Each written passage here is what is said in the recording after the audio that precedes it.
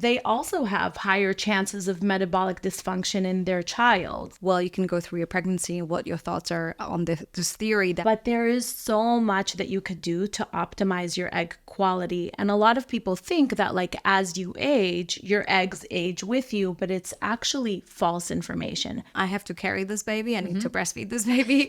Like it's a way bigger commitment, and you could actually make it easier for me in my pregnancy. And a lot of times when we see women struggle in pregnancy, the guys were like, I wish I could do something. And then let's talk about stress, because I think it's a key part of all of our lives. It's not going away. I tend to stay on my phone a little longer. I don't sleep very well because I have like anxious sleep. My HRV goes down. We literally took time after our losses. We did our research. What I would say is there's a very short window in which you can conceive. But we live in a world of smoothies and iced lattes. Because it's so hard to eat like 10 servings of vegetables per day. Hi, my name is Aggie, and this is Biohacking Bestie.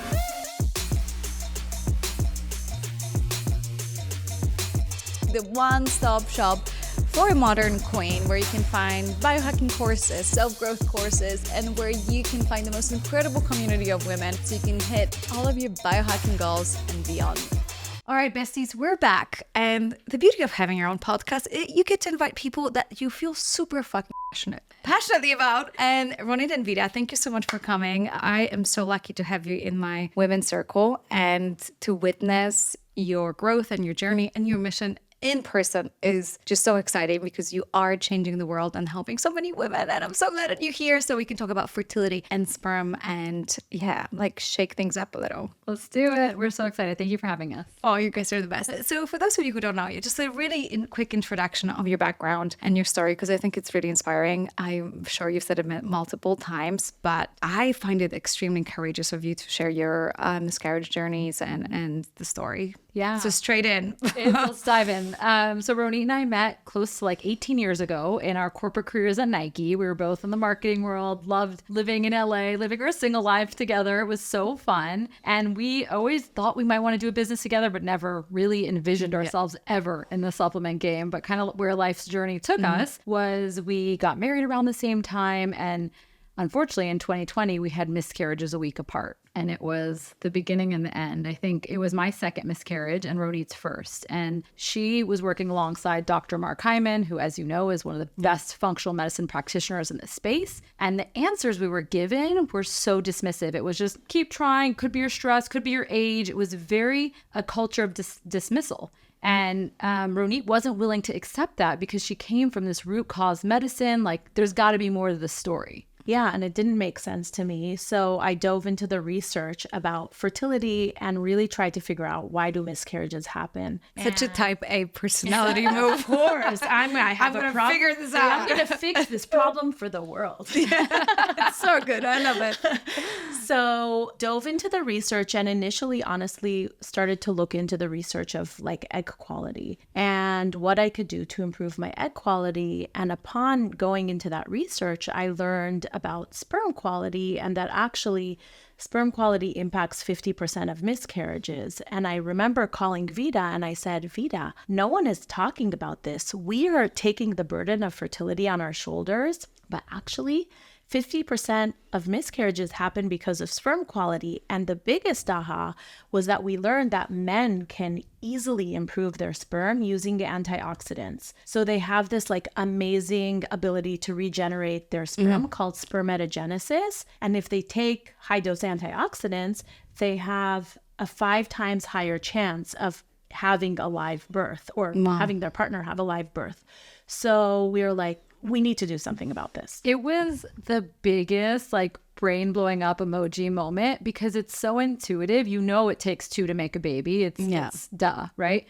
But just I went through such postpartum depression after my first loss, and it was before I had kids, and will I ever have kids? And all these thoughts were all focused on myself. Never in a million years did I think like anything my husband was doing could have impacted my miscarriages. And like, we're so advanced in the medical world, we're so advanced in women's rights, but why is the burden of fertility solely on women? 100%. We had that conversation before we started. So a little backstory, we met at a women's dinner, and one of the first things you said was that you had a miscarriage and later in life, and you had like, you're just like, don't worry, babe, you have a lot of time. Because I think I sat down with you, you guys shared that you have a, a fertility company. And I was like, I wonder, I'm turning 37 this year. And you're like, you have so much time. I'm like, really? And she's like, yeah, you don't have to worry about it. And so this was really eye-opening, but it blew my mind that no one told me about the quality of sperm and how much it has impact on miscarriage.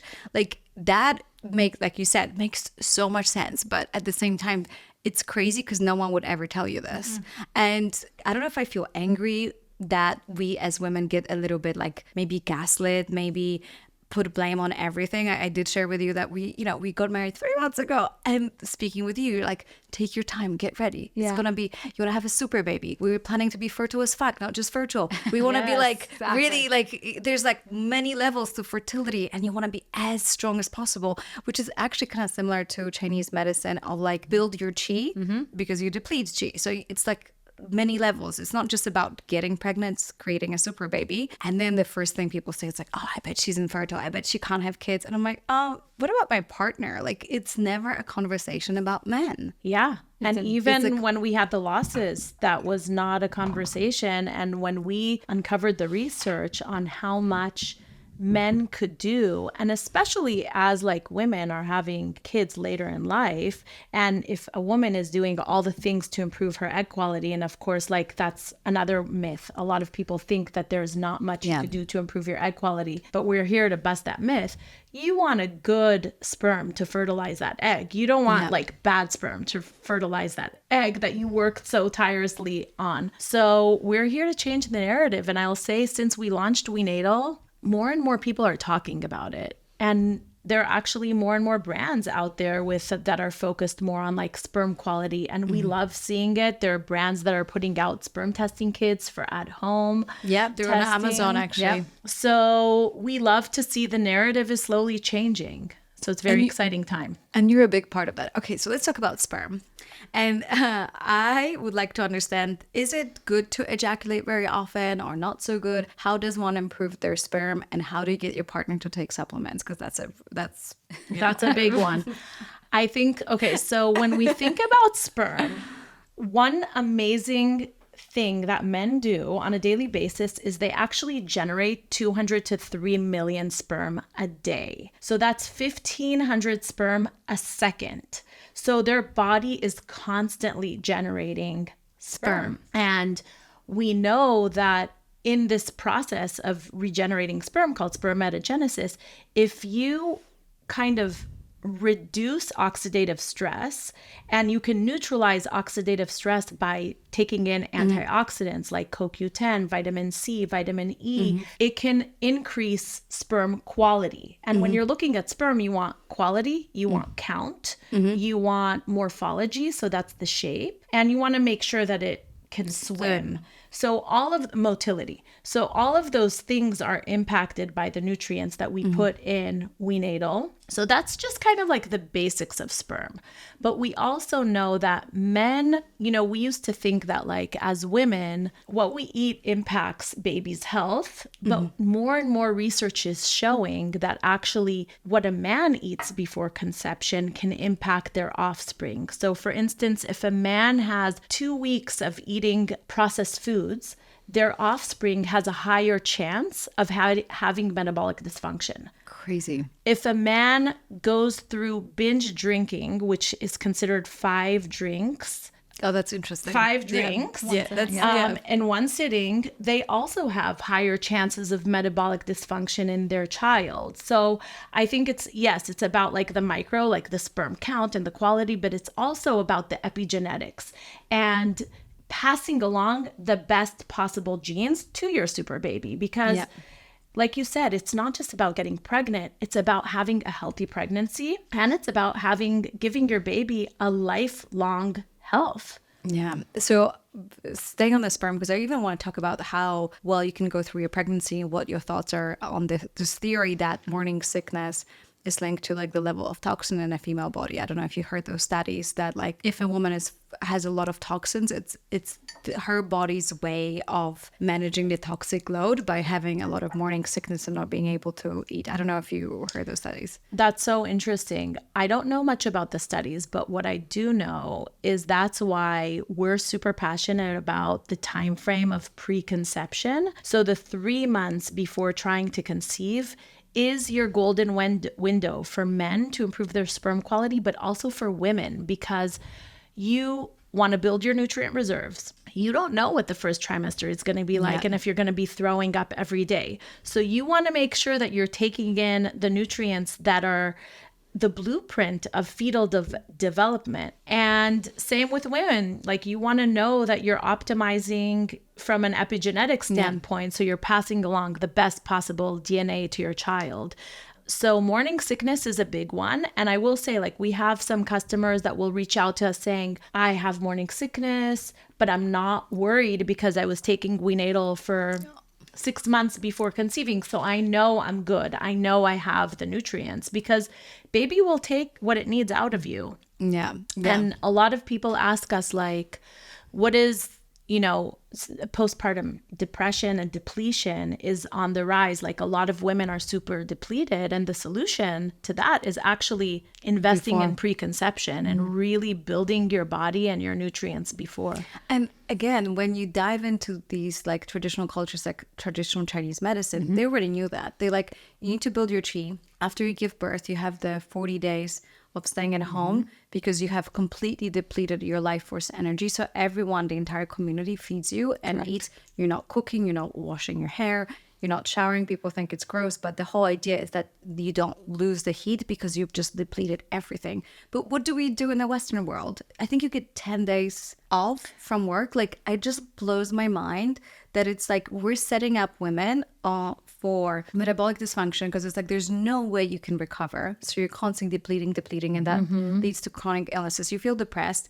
You feel like, how can you even like breastfeed from a place of like lack? You can't. For me, it's hard to comprehend because it seems so obvious.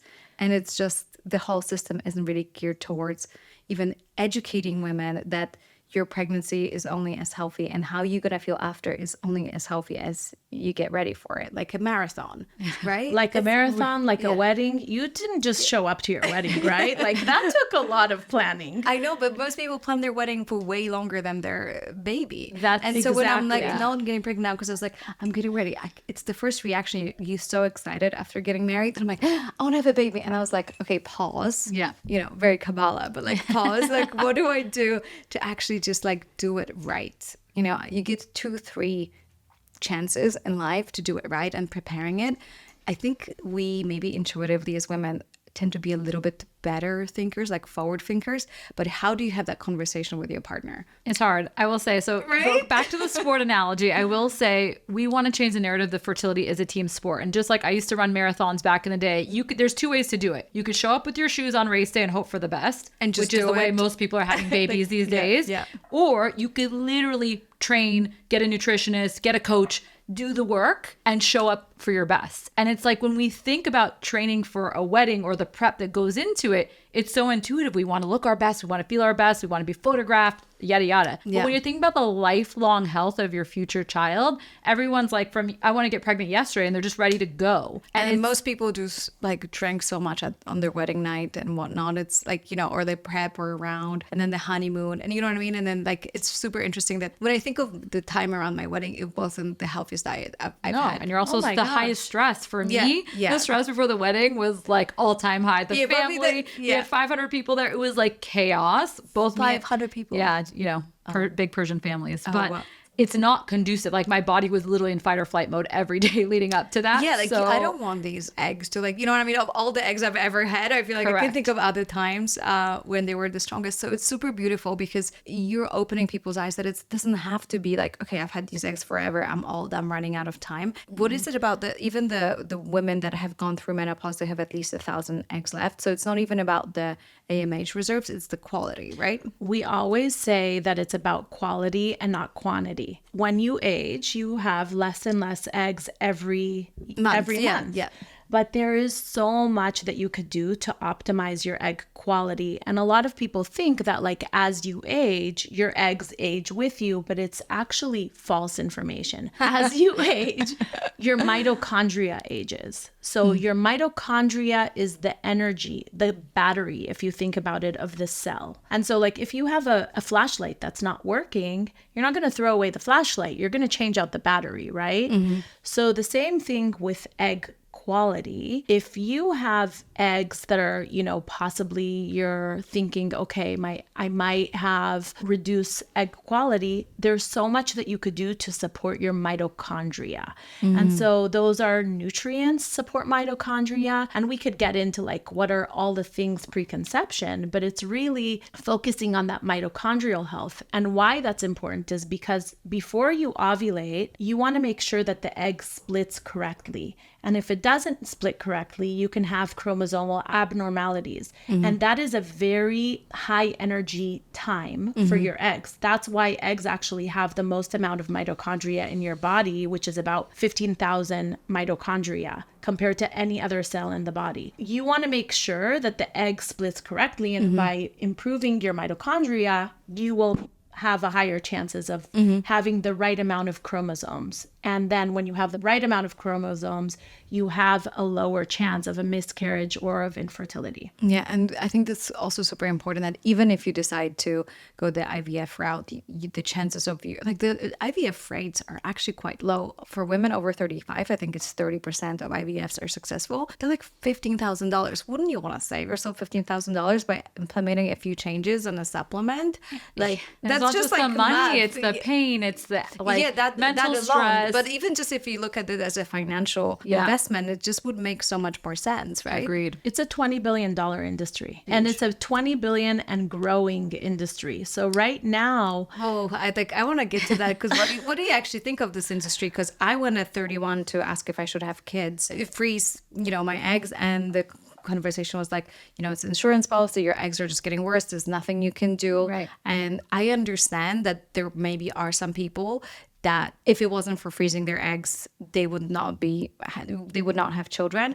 But no one said, hey, these are the supplements you can take. Correct. No one ever mentioned anything about the think diet. They that's just said the that's most- it. Yeah, that's the most infuriating part, right? It is a big business. We are so grateful for the technology. Yeah. We want to start by saying assisted reproductive technology has allowed so many families to have babies that maybe they otherwise couldn't. Yeah. We're appreciative for the technology, but we're also here to say it's not the only game in town. And whether you're going to do it or not, there's so much you could do to prepare for both processes, right? Putting your best foot forward, whether you're freezing your eggs, whether you're doing IVF or just trying to conceive naturally, it'll improve your odds in each situation. But before you get there, and the money and the pain and the aggravation, let's try to pause, take 3 months to really optimize both partners. Yes, I said it. Yeah. Both partners to put their best foot forward. And that's the narrative that needs to change. Fertility is not a women's health issue. A lot of times when I can only imagine the kind of messages you're getting, because whenever I bring brings the topic of fertility to my audience, they're like, my partner's not really open, or he feels like he's broken, or he's not ready. And I think a big part of us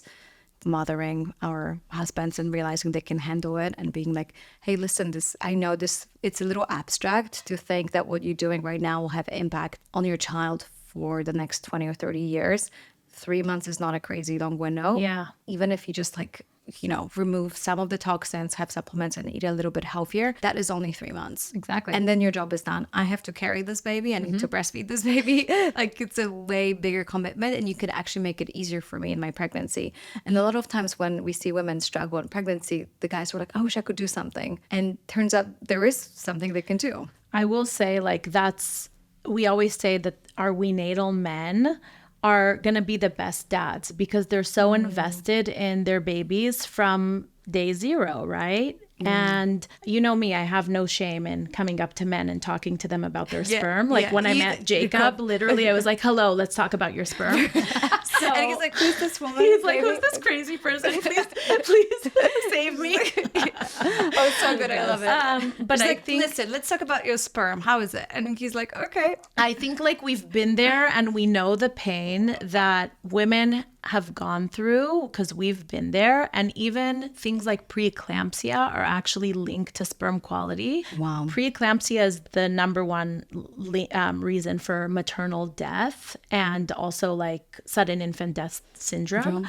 So all of that is kind of linked to sperm quality. And so it's like a big deal. And like you said, do it for the preconception timeframe. 3 months of cutting smoking, cutting drinking, taking some supplements. That's like low hanging fruit. It's so easy. Like, I feel like Easiest of all, like, lifestyle changes, right? Like, even if you don't change too much about your diet, let's just say, like, even if you take the supplements, even if you eliminate the toxins, you know, I feel like the guys, like the laptop, let's actually talk about all the stuff that the guys can do that aren't that complicated, that could potentially help, you know, let's not overheat the balls. Yeah. That's number one.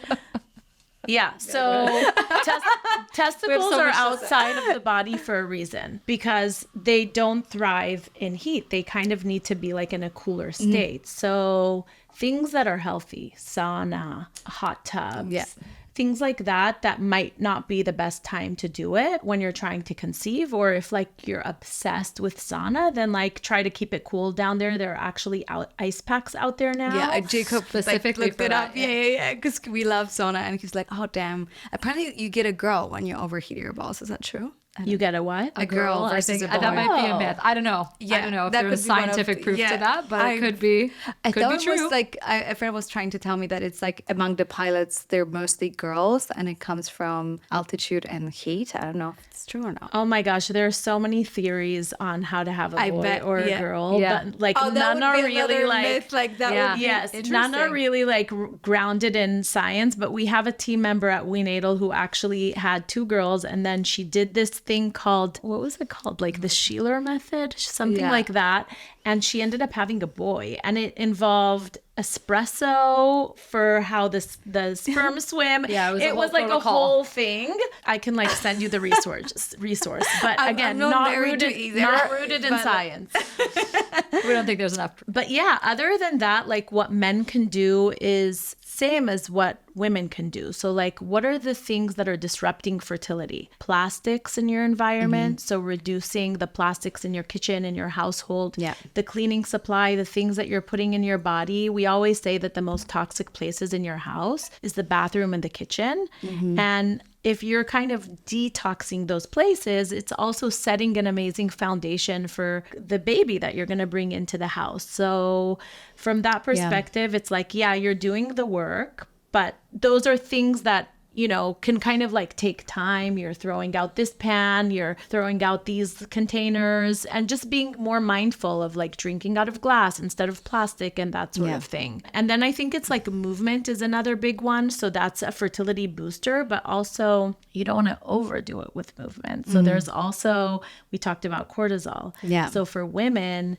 especially for women, if you're going to like HIIT training and CrossFit and you feel depleted afterwards, that might be your warning sign that it might be too much for you. So do kind of what feels good for you. And the same with men. They did a study where men who walked more than 4,000 steps a day had higher levels of testosterone. So that's just like walking. Yeah. So as a couple, trying to incorporate that routine into your lifestyle. I think it's really interesting that like it's really, you know, it feels a little bit like men can feel a little bit like a spare human because everything is about mom. And I think it almost helps them claim their power back of like, wow, there's so much I can do to impact my baby. Like, I'm not just there for like 5 seconds. It's actually, because that's one of the things that men say is like, oh, I just feel like I'm not really involved in the process. But it makes you realize that so many things actually you have control over.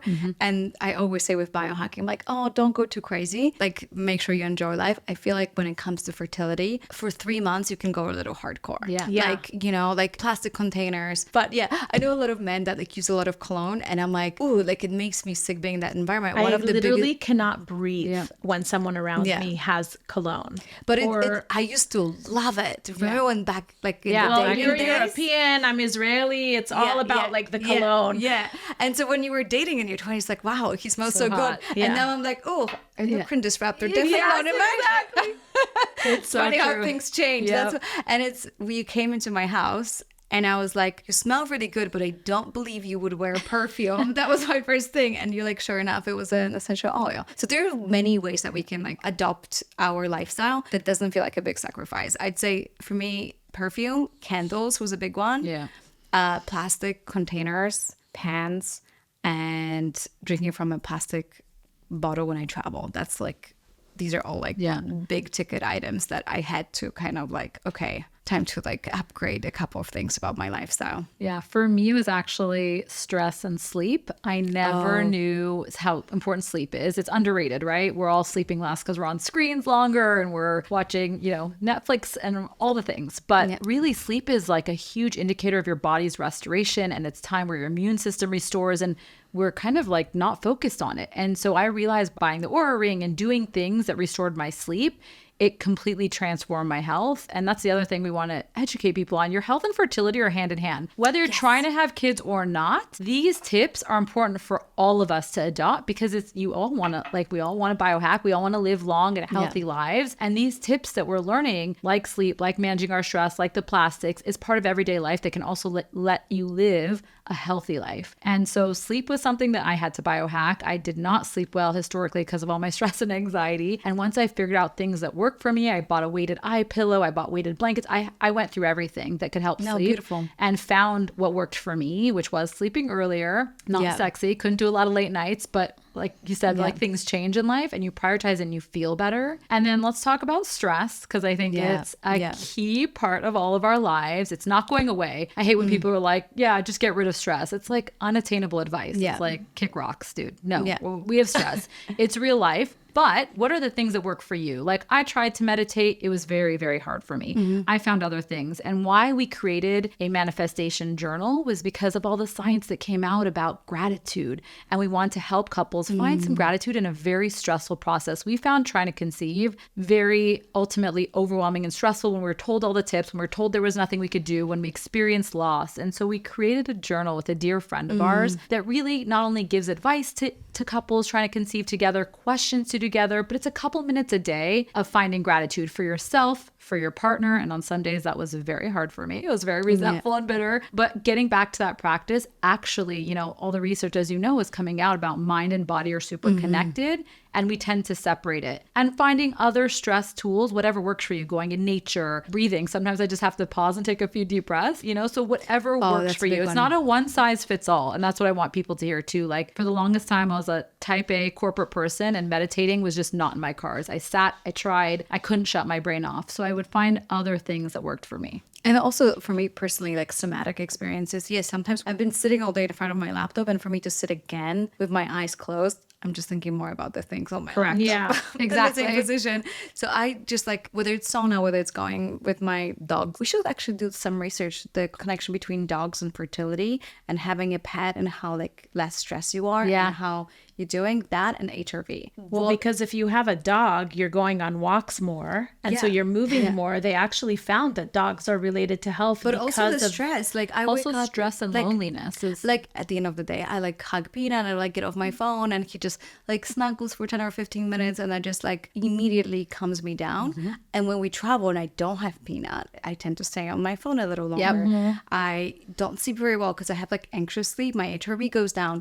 So I genuinely, I feel like I'm going to pay for a study that finds the connection between having a pet. And also just like, it's like a good little test to see your partner, how they parent your pet. It's so true. It's a good practice round. Right? Yeah. But we also saw more and more studies about loneliness being such a cause of that also depletes your health. And like I saw some studies that said it's worse than a pack of cigarettes and drinking and all that. So like we're in a culture that's very isolated. We're on social media more. We're having less like real-time conversations and community. And that's why community is also so important in this process. And that's what we're very passionate about, because there's so much research about not being lonely, about creating community and how it can help your overall well-being. And that will also reduce your stress. It'll also make you feel part of something. And why also we found so much passion in sharing our story about loss was because of the countless people that didn't feel alone in this process, that really took on the burden. We're here for all of that. Like WeNatal was created to create community. If there was like any advice you could give to women who have gone through miscarriage, right? So and they feel, what some of the thoughts that you both felt as it happened? Was it blame? Was it shame? Was it this feeling of like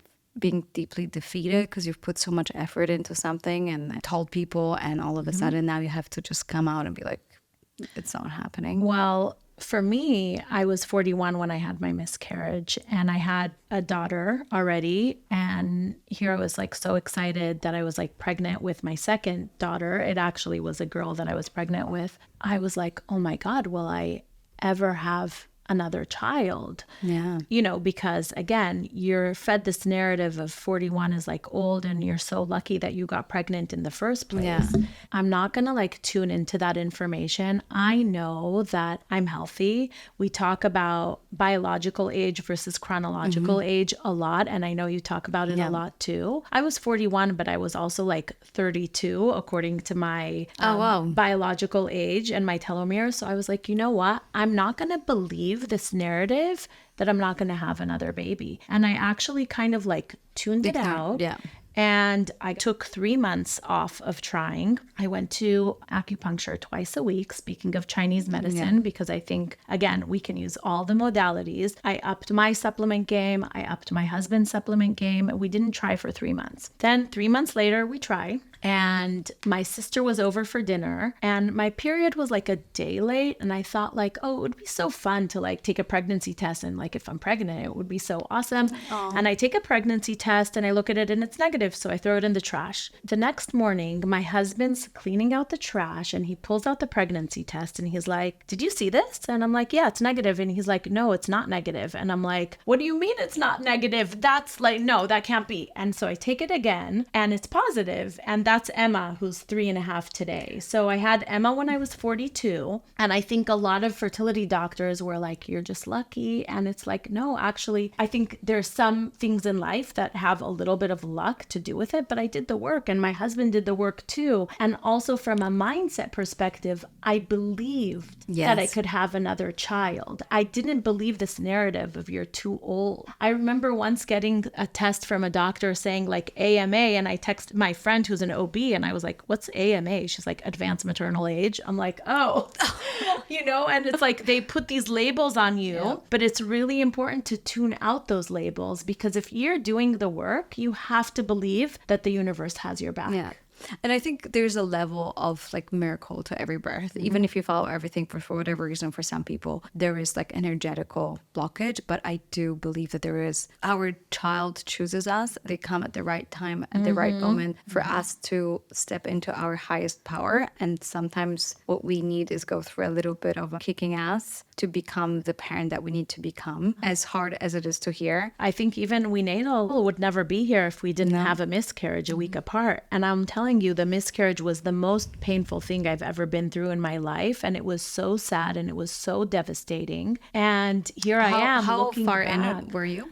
I was about 11 weeks, but looking back, it was my biggest blessing in life, because now I'm on this mission and we're helping so many people. And I can't even tell you how many people text us ultrasound photos and DM us their like pregnancy test. And it is the biggest blessing that we're here to support people to create life. Wow, so beautiful. How did you break that news to each other? Because obviously it's like, who had miscarriage first? So I had one before I had kids, and many of the similar feelings as Ronette, but it was like, will I ever have kids? Why me? Like I had all the self-blame. And also like when you're so type A and used to controlling everything, you start to realize, oh, this is like out of my control, and it's very hard to grasp. Go on to like, Ronette actually gave me some tips because she was working in the functional medicine space. She's like, go check your thyroid, go do this. I uncovered all this stuff that like my typical doctors weren't catching. I had Hashimoto's, which is a thyroid disorder. I had all these things that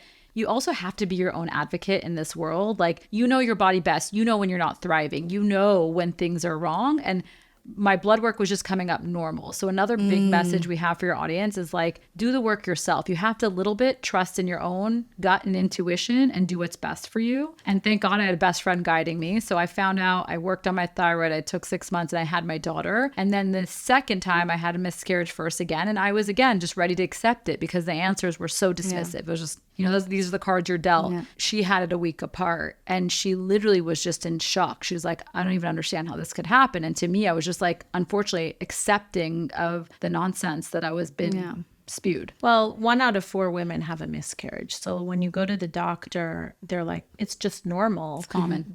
It's common, but our message is because it's common doesn't necessarily mean it's optimal. Doesn't mean that you can't do anything about it. There's so much that you could do. And also, like, just because it's common, it doesn't take your pain away, right? Correct. Yeah. And so how does one start trying again, like more mindset wise? Because I can imagine that it's quite hard and you feel defeated and you feel a little bit unfair and it's not easy to just like try again.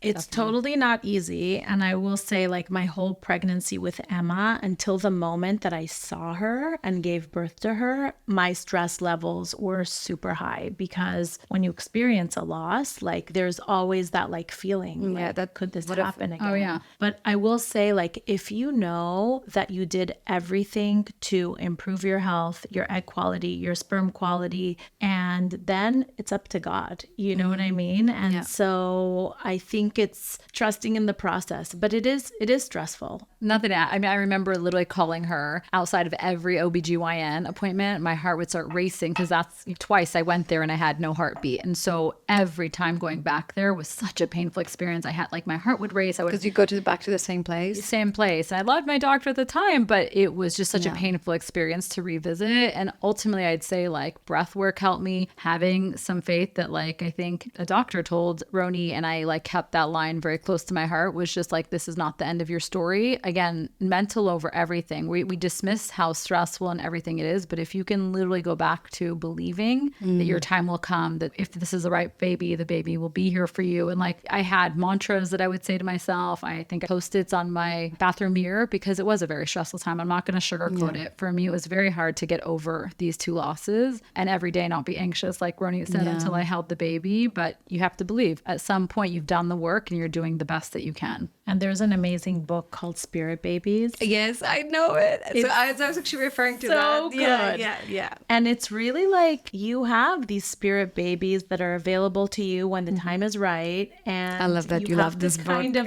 trust, of course, obsessed. And you have to trust. And even like with my 2 girls now, I'm like, they're so special. And I couldn't imagine life any other way. And I know that they've been kind of my little spirit babies following me along. And the fact that you didn't give up, because I think I can imagine after 2 miscarriages, I would be like, I don't know if I'm ready to go through this again. Maybe it's safer not to try than to fail again. Yep. There's definitely all those thoughts cross your mind. But I think when you really want something and you know it's in your path and you believe, also I think a big part of our journey was taking the time to heal. A lot of people like have the pressure of like, we all were told geriatric pregnancies and our and it's like, do it now. Ticking time bomb. But actually the best thing that we did was take the time to do the work. We literally took time after our losses. We did our research. We, like she mentioned, and did all the right things, removed more toxins from our home, took more supplements. I think the biggest aha was getting our husbands on supplements. And yeah, they at first, I mean, her husband was a champ. I was like putting it out on a napkin with his breakfast, like, please take, but whatever works for you and get into the med. Yeah, literally. They'll do it if it's easy, I feel like, but he's not like going and stretching and looking for WeNatal. But now I still do it. And we're not trying to conceive, but he feels so much better on the days that he takes it. He has more mental focus. He has better energy. And so you realize that it could be just these small things and they appreciate you for it, but it might be second nature for them to like pick it up and do it themselves. I will say one other reason why men like to take WeNatal is because it helps. There's no science here, but we've heard that it helps with like hair growh and it helps with libido. So we hear from people that this is like natural Viagra, and what man doesn't want that, right? Yeah. No, I think it's just like what woman's like, well, can I really keep up? Yeah. Let's talk about, because you said something about often ejaculation. So is that a good thing, not a good thing? Like one of the myths that you mentioned to me in the kitchen was that some doctors recommend having sex every day when trying to get pregnant. Is that a good idea, or? I think there's kind of like inconsistent information around that. But what I would say is there's a very short window in which you can conceive. But do we want like fresh sperm or the one that's been brewing for like 7 days or like 14 days? It doesn't really matter. If there's good sperm there, it doesn't really matter. If your man has been doing all the things for like 3 months at least, it doesn't really matter if it's like fresh or not fresh. And in fact, there is higher sperm, the less you ejaculate. So some doctors actually recommend every other day having sex, not every day. Oh, okay. That's what my acupuncturist told me, and he's big in Chinese medicine. He said every other day. I find it super fascinating. So part of me getting ready for the fertility challenge, I interviewed a lot of Chinese medicine doctors and acupuncturists, and some of them like that are really like successful in what they do. And I have one in Bali, I had one in London, I had one in Poland. And a lot of times you ask them, what's your like success rate with fertility? And they would be like, oh, 95%. And I'm like, really? And like, yeah, like no problem. And I'm like, so interesting. They were like, every acupuncturist slash Chinese medicine doctor I speak to, they have much higher success rate than traditional medicine because it's just a very holistic, way more holistic approach to like energy and building your chi and whatnot. Well, you know, acupuncture increases circulation and you need circulation for and female fertility and also reduces inflammation because inflammation is a big thing too. So I'm all about acupuncture for fertility. And there's actually like research out there. It used to be kind of like, oh, acupuncture is so woo-woo, but it's not. There's actually studies out there that show that it supports fertility and it supports a better IVF transfer. I also think as we get more advanced in our technologies, we're seeing that things our grandparents and parents might have done are actually much more advantageous than we like gave it credit for. And more people are going back to much more like indigenous cultural, whether they're it's like, you know, warm foods, this, like, there's a lot of truth. And we were put on this earth to like procreate, right? Like it's the very basic Adam and Eve. And so we know that some of these old school like myths are actually real, like what our parents did, and it's very basic, but it's going back to like the old cultural traditions. I don't know about you, like your culture, but in Poland, for example, my mom would always say never sit on anything cold or cover your kidneys because you're never gonna have babies. That what you being told as a 5-year-old girl, like never sit on anything cold or like on the rock. And I'm like, that's so funny. And then you go to Chinese medicine, it's like, oh, cold uterus, and fertility is linked to kidneys. I'm like, oh, so interesting, because it's literally what. And a lot of acupuncturists say like go to sleep with socks when you're trying to conceive to keep the warmth, the body warm. And all the herbs, they're like, oh, you have cold uterus, you need to like have a warmer uterus.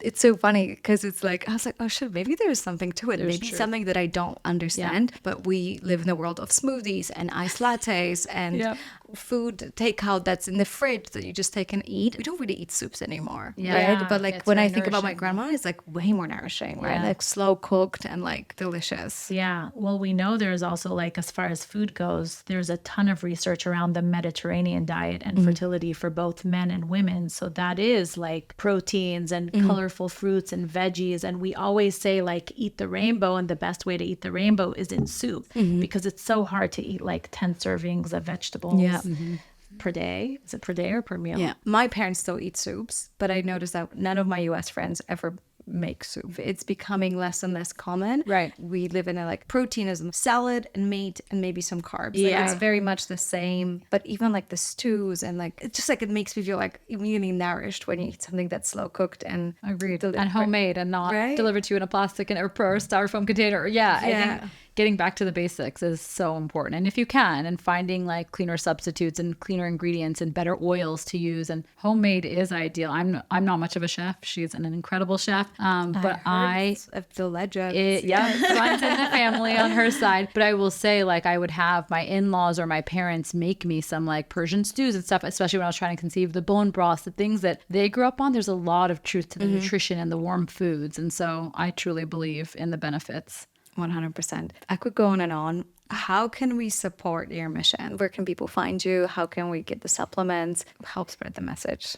So our website is WeNatal.com. And then on the website, we have a ton of blog content. We put out so much information every week about all the research that we've found. On social, we're at we_natal. And you asked about how to get your partner to get on board. We have a ton of content on there on how to improve sperm quality and why it matters. Anything that we have men's content, we see like thousands of shares because we know the woman is currently sending it to their partner. And then like, to your point about not bothering them, sometimes it's better for them to read the science themselves than you be the nagger. So I found with my husband it really worked to just send them a clip or forward a reel. Like I'm just let them so hear guilty of it. I'm constantly just like, babe, look. Yeah. WeNatal on Instagram, true or false? Is it true that if we women orgasm during penetration, we're more likely to get pregnant? False. False. Oh, I was hoping that you would say like, yeah, we do need to orgasm. So like, because I feel like the prioritizing pressure, the stress relief. That's the cherry on top. Cherry no, on but like top. the stress relief that comes with I an haven't orgasm. seen any studies on that, but it is the cherry on top. So Yeah. it's a good goal. I like to have this theory that like maybe the contraction like makes the sperm go higher up and the stress release that comes with an orgasm. I'm going to say true. Let's say the jury is out. Right? I don't know. That's I'm just just- party of one. But I'm just going to gonna, say like- it makes sense. I just feel like that would make sense. I would pay for a study to find out. And I feel like a lot of relationships would be much healthier if that was The goal. the goal. Because obviously guy has to come for the sperm to Yes. come out. But if it was like a woman has to come, how different life That's would be. interesting. Right? You have to like. We're going to look the into it. We're going to research. come back and share more on this topic.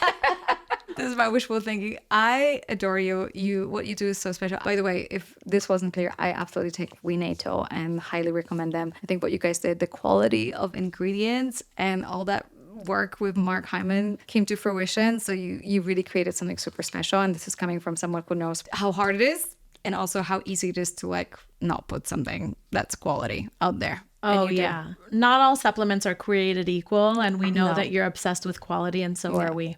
Yeah. So. Thank you so much for today. Thank you.